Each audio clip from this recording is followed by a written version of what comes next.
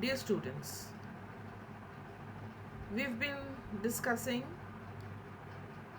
the integrated pest management strategy, and in continuation to the same, today's discuss the objectives of this strategy of pest management. Now, the basic objectives, if we talk about, are number one, to reduce pest status below economic injury level.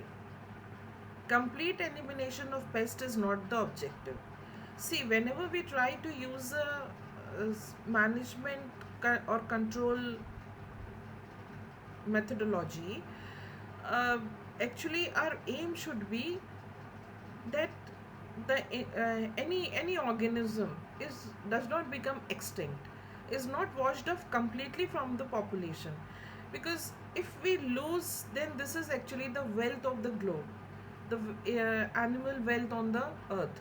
So in this strategy, or in this technology which we are employing using integrated methodology, it actually tries to bring down the pest population to a level which doesn't cause economic loss. Hence, we say that the complete elimination of pest is not the objective. Number two, to manage insects by not only killing them but by preventing feeding, multiplication, and dispersal. So, it is not that we try to kill the insect, but prevent its feeding related to behavior, its multiplication, and dispersal, so that it doesn't move to various other places and becomes a pest in that area also. Number three, to use eco-friendly methods which will maintain quality of environment. So, especially when we talk about the chemical insecticides, they pose hazards to the environment, may it be air, may it be water, and of course to the wildlife and plant life as well.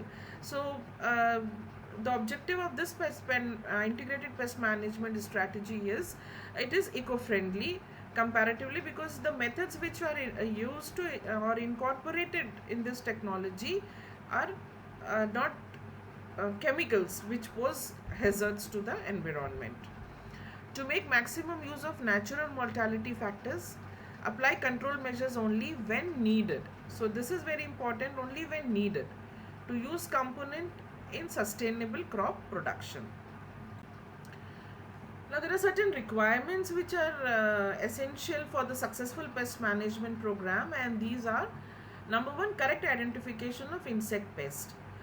Now, this is actually the number one criteria, and number one in the sense, because until and unless you don't have, or you've identified that this particular insect is a pest, you cannot use or apply or employ a specific management program.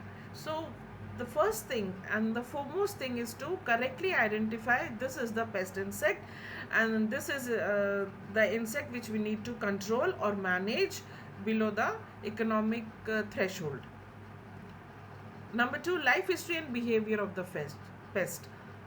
Secondly, until unless we don't know the life history in a way that yes, this is the stage which causes harm, and this is the time when it causes harm, this is the nature, it damages the crop. So the behavior of the pest, uh, does it appear in the morning, does it appear in the night, does it eat voraciously, or it only damage, it is an internal feeder or it is an external feeder. So what kind of the behavior an insect has, and its life history, these are very important aspects which we need to know in advance before we employ any management strategy.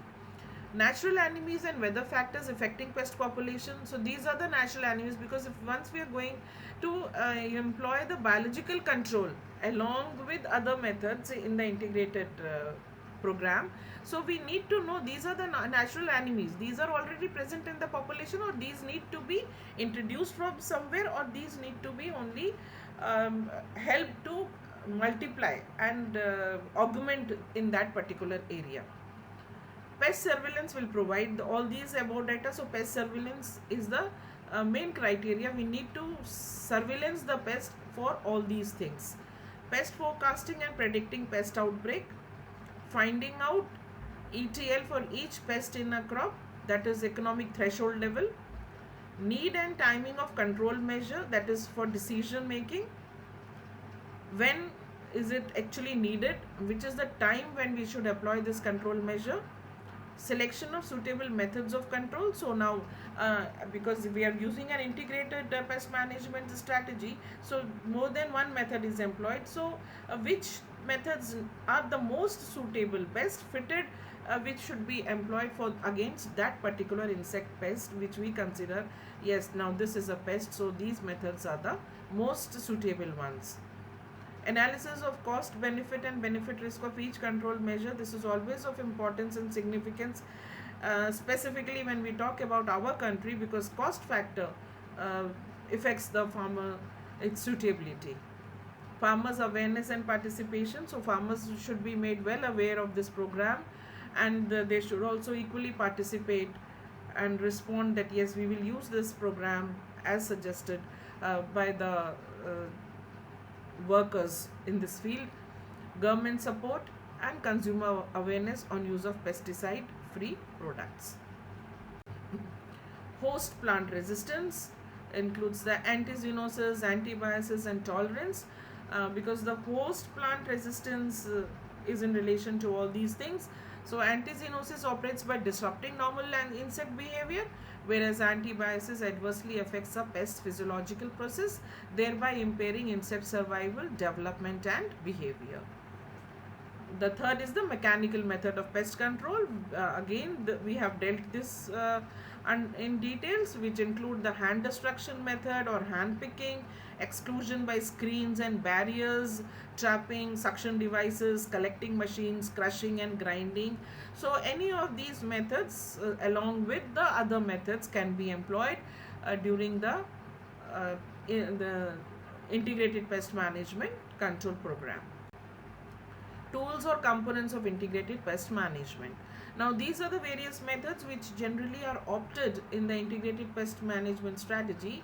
One is the cultural method or use of agronomic practices. So, we have discussed in details the various cultural methods.